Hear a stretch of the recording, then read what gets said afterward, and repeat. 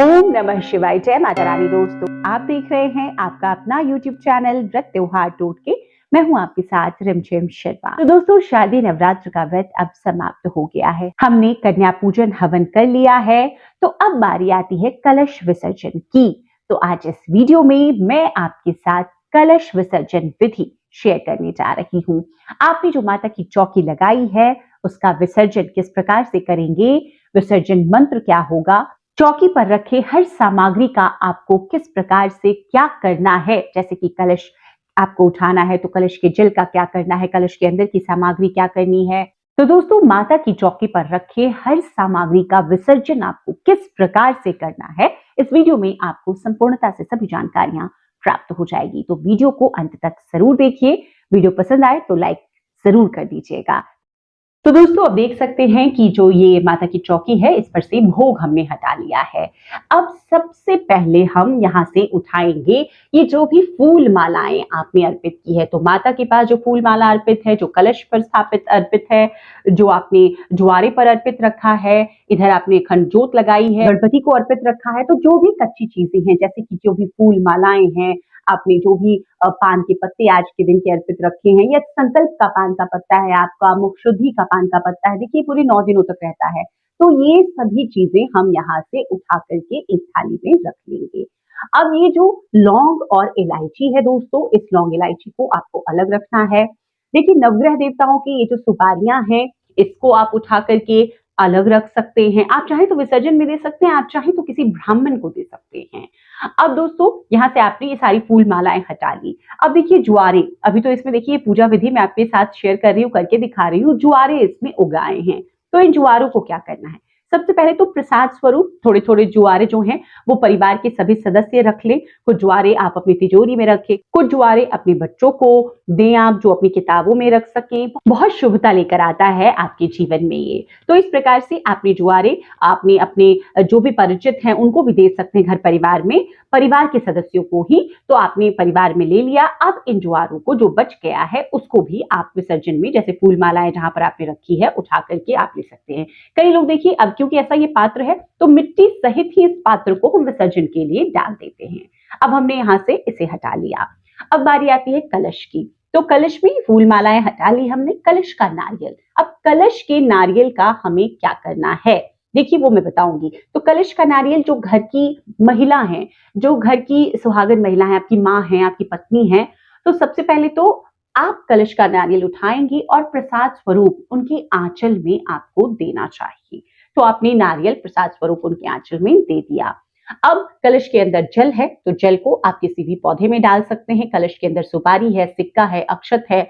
उससे पहले जो थोड़ा सा जल है उसको आप अपने पूरे घर में, मुख्य द्वार से लेकर सभी बैल्कनी है, फ्लैट में रहते हैं, आगे पीछे सभी तरफ, आपको सिर्फ शौचालय में नहीं जाना है, बाथरूम में नहीं डालना है, बाकी आप अपने पूरे घर में इसका छिड़काव करें।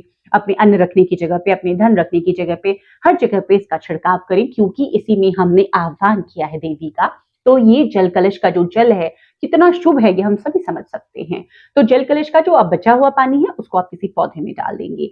इसके अंदर की जो अन्य सामग्री है, जैसे अक्षत है, उसमें से थोड़ा सा अक्षत लें, अपने अन्न के भंडार में आप रखें। इसका जो सिक्का है वो अपनी तिजोरी में रखें, सुपारी अपनी तिजोरी में रखें। आप चाहें हल्दी की गांठ, उसे भी आप घर में शुद्धता से जो भोजन तैयार करते हैं उसमें उपयोग में ला सकते हैं। बाकी जो अन्य चीजें हैं, जैसे कमल गट्टा रखा मैंने, तो उसे भी मैं अपनी तिजोरी में रख देती हूँ। उसके बाद इसमें कुछ नहीं बचता, तो बाकी जो एक सिक्का है उसे तिजोरी में रखें। अन्यथा जो भी चीजें हैं आप उसको विसर्जन सामग्री में भी दे सकते हैं। अब दोस्तों, ये जो पात्र है इसका क्या करना है, कई लोग इसमें देखिए पौधे लगा लेते हैं, आप ऐसा कर सकते हैं, लेकिन इस पात्र का दोबारा किसी पूजा में उपयोग हम नहीं लाते हैं।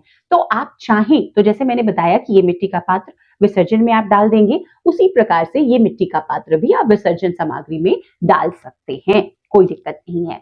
अब इसके नीचे अष्टदल कमल बना हुआ है, चावल से, अक्षत से, और ज्वारों के नीचे भी अष्टदल कमल बना हुआ है अक्षत से। इन अक्षत को, इन चावलों को, नवग्रह जो देवता का आह्वान किया हमने वहां पर भी अक्षत है। यहाँ पर जहां पर हमने गणपति का आह्वान किया उनको भी अक्षत है, आसनी स्वरूप अक्षत दी है। यहाँ पर हमने अखंड ज्योत लगाई है, इसमें चावल की ढेर नहीं लगा करके मैंने जई की ढेर लगाई है। तो ये जो अनाज है इसको आप किसी भी कहीं भी आप ऐसी जगह पे रख दें जहां पे चिड़िया, आप चिड़िया को खाने के लिए इनको रख सकते हैं। अपनी छत पे डाल दें, अपनी बैल्कनी में डाल दें, आप इनको डाल दें। अब दोस्तों बारी आती है जो अखंड जोत है, अगर इसमें दीपक में अगर घी अभी भी बचा हुआ है तो उसका क्या करना है। देखिए उसे बढ़ जाने दीजिए, आज के दिन आपको बहुत ज्यादा तेल घी नहीं डालना है, तो जो दीपक है वो बढ़ जाएगा। जो उसकी बाती है वो भी आप विसर्जन सामग्री में डाल सकते हैं।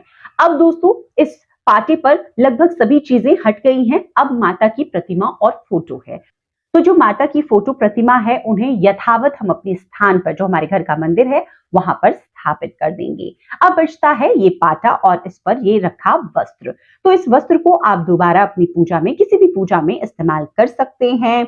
आप चाहें तो सभी जो विसर्जन की सामग्री है इसी में बांधकर बहते जल में विसर्जित कर सकते हैं। तो दोस्तों इसी प्रकार से विसर्जन की जो संपूर्ण विधि है वो आपको रखनी है। लौंग इलायची सुपारी का मैंने बताया, वो आप खाने में उपयोग कर सकते हैं, या फिर आप ब्राह्मण को जैसे ये सुपारी आप देंगे तो लौंग इलायची भी आप उनको दान में दे सकते हैं।